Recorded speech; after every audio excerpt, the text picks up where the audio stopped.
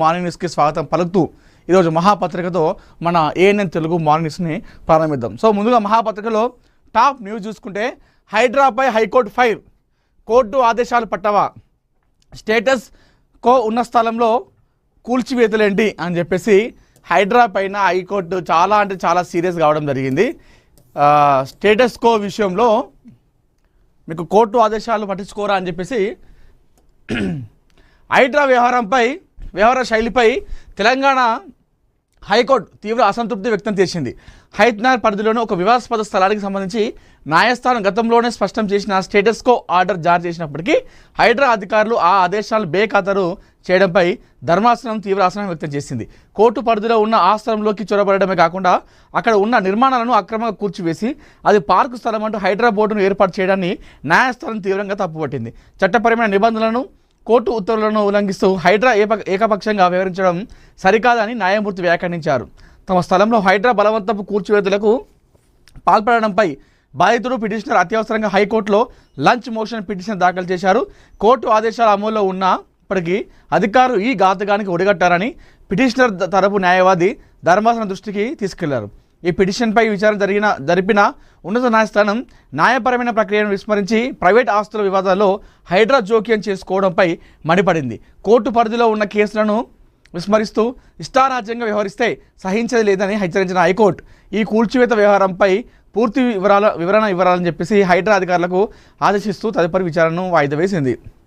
మామూలుగా ఇట్లాంటి ఎవరైనా మామూలుగా వ్యక్తులు చేస్తే కోర్టు ఈ విధంగా సీరియస్ అయితే మనం రకరకాలు చెప్పుకుంటాం.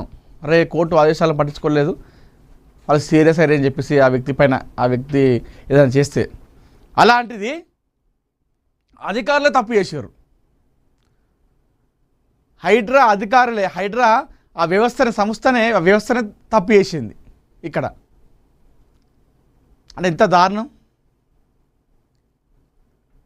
మామూలుగా మనం పోలీసులు ఇచ్చినటువంటి ఆదేశాలు కావచ్చు, లేదంటే కోర్టు ఇచ్చిన దాన్ని మనం పాటిస్తాం. అది ఎవరు పాటించారు? సామాన్య ప్రజలు, లేదంటే కొంతమంది దొంగలు కావాల్సుకొని చేయరు. కొంతమంది ప్రజలకి తెలియక పాపం ఏం చేయాలో తెలియక వాళ్ళు సైలెంట్ పోతే వాళ్ళపైన సీరియస్ అవుతుంది. కానీ ఇక్కడ అధికారులే ఇక్కడ తప్పు చేశారు. కోర్టు అక్కడ వద్దు అని చెప్పేసి చెప్తే డైరెక్ట్ లోపలికి వెళ్ళి వాళ్ళ లోపలికి చూడబడడం కాకుండా అక్కడ ఉన్నటువంటి నిర్మాణాలను మొత్తం కూడా కూల్చేసి మళ్ళీ యథేచ్ఛగా అక్కడ బోర్డు పెట్టింది హైడ్రా అని చెప్పేసి. అంటే ఇప్పుడు కనీసం అధికారులకు తెలియకుండా చేసిరా? ఏది వెనకాల ఏముంది అనుకోవాలి మనం? కోర్టు నుండి ఆదేశాలు వచ్చినప్పుడు దానికి ఒక పర్టికులర్ ఒక రెస్పాండ్, ఒక ఆన్సర్ వచ్చే వరకు దాన్ని మనం ముట్టుకోవద్దు. అది ఎన్నేళ్ళైనా సరే అట్లే ఉంటుంది. అధికారులు ఎందుకు అంతగానో అత్యుత్సాహం ఇక్కడ ప్రదర్శించారో అర్థమవుతలేదు. డైరెక్ట్ లోపలికి వేయరాట, లోపలికి కూడా తప్పు. కోర్టు మనకు ఒకటి ఇచ్చినప్పుడు మన అటు వైపుగా వెళ్ళడానికి కూడా ఉండదు. లోపలికి పోయి కూల్చేసి డైరెక్ట్ బోర్డే పెట్టి పారేసారట హైడ్రా అధికారులు. ఇప్పుడు మరి ఎందుకు కూల్చగొట్టిరు, ఇది కనీసం పట్టించుకోరా మీరే అని చెప్పేసి ఎందుకు గులగొట్టిరో నాకు వివరణ ఇవ్వాలని చెప్పేసి ధర్మాసనం చెప్పింది. మరి వాళ్ళు ఏం సమాధానం చెప్పుకుంటారు? ఒకవేళ సమాధానంలో ఎలాంటి క్లారిటీ లేకపోతే మరి ఆ కూల్చేసిన నిర్మాణాల పని ఏంటిది? వాళ్ళ పాపం వాళ్ళు అన్ని డబ్బులు పెట్టి కట్టుకున్నారు, అది ఏంటి నిర్మాణాలు? మరి వాళ్ళ పరిస్థితి ఏంటిది అనేది కూడా చూడాలి.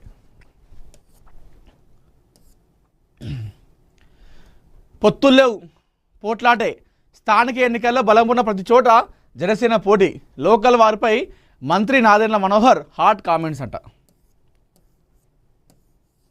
ప్రస్తుతం ఆంధ్రప్రదేశ్లో అక్కడ కూటమి ప్రభుత్వం, జనసేన, టీడీపీ, బీజేపీ మూడు కూడా కలిసి ఉన్నాయి. అయితే స్థానిక సంస్థల ఎన్నికల్లో బలం ఉన్న ప్రతి చోట జనసేన పోటీ చేస్తుంది. అలాంటి ప్లేస్లలో పొత్తులు అవసరం లేదు మాకు అని ఒక ఫైర్గా మాట్లాడిండు, హాట్ కామెంట్ చేసిండు నాదెండ్ల మనోహర్ గారు. ఆంధ్రప్రదేశ్ రాజకీయాల్లో ఒక కీలక పరిణామం చోటు చేసుకుంది. రాబోయే స్థానిక సంస్థల ఎన్నికలు, కూటమి పొత్తులపై మంత్రి నాదెండ్ల మనోహర్ కీలక వ్యాఖ్యలు చేశారు. త్వరలో జరగనున్నటువంటి స్థానిక సంస్థల ఎన్నికల్లో జనసేన పార్టీకి బలం ఉన్న ప్రతి చోట తప్పకుండా పోటీ చేస్తామన్నారు. ఈ ప్రకటనతో రాబోయే ఎన్నికల్లో కూటమి పార్టీల మధ్య సీట్ల సర్దుబాటుపై రాజకీయ వర్గాల్లో ఆసక్తికర చర్చ మొదలైంది. గుంటూరులో నాదెండ్ల మీడియాతో మాట్లాడుతూ జనసేన భవిష్యత్ కార్యాచరణ వెల్లడించారు. 24 సార్వత్రిక ఎన్నికల సమయంలో రాష్ట్ర ప్రయోజనాల కోసం ఓట్ల చీలకూడదన్న కారణంతో తాము సీట్ల విషయంలో వెనక్కి తగ్గామని నాదెండ్ల మనోహర్ గుర్తు చేశారు. ఆనాడు రాష్ట్రంలో ప్రభుత్వ వ్యతిరేక ఓటు చీలనివ్వనని ఇచ్చిన మాట కోసం జనసేన అధినేత AP deputy CM Pawan Kalyan కట్టుబడి నిలబడ్డారని, కూటమిని బలోపేతం చేయడం కోసమే జన సైనికులు 4 అడుగులు వెనక్కి వేశారని పేర్కొన్నారు. అయితే సార్వత్రిక ఎన్నికల నాటి ఆ ఫార్ములా ఇప్పుడు వర్తించదని, రాబోయే స్థానిక ఎన్నికల్లో కూడా తమ సీట్ల విషయంలో వెనక్కు తగ్గుతామని అనుకుంటే పొరపాటునని ఆయన తేల్చి చెప్పారు. కష్టపడే వారికి జనసేన అవకాశం కల్పిస్తుంది. ఇప్పటికే దీని గురించి పలు పత్రికల ఛానల్లో జనసేన పొత్తులు భవిష్యత్తుపై వార్తలు ప్రచారం అవుతున్నాయని తమ దృష్టికి వచ్చిందన్నారు. పార్టీ కోసం మొదటి నుంచి కష్టపడి పనిచేసిన జన సైనికులకు, నాయకులకు ఈ స్థానిక సంస్థల ఎన్నికల్లో పోటీ చేసేందుకు తగిన ప్రాధాన్యత అవకాశాలు కల్పిస్తామని మంత్రి హామీ ఇచ్చారు. కూటమిలోని ఇతర మిత్రపక్షాలతో తగిన సమన్వయం చేసుకుంటూనే జనసేన శ్రేణులంతా ఎన్నికలకు సంపూర్ణంగా సిద్ధం కావాలని ఆయన పిలుపునిచ్చారు. రాష్ట్ర ప్రజల కోసం జనసేన పార్టీ తగ్గుతుందని పవన్ కళ్యాణ్ అన్నారని, ఆ మాట మేరకు మేము వివరించామన్నారు.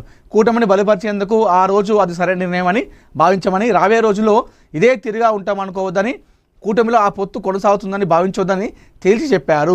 ఇది కథ. కొండ బద్దలు కొట్టేసిండు. ఇది చాలా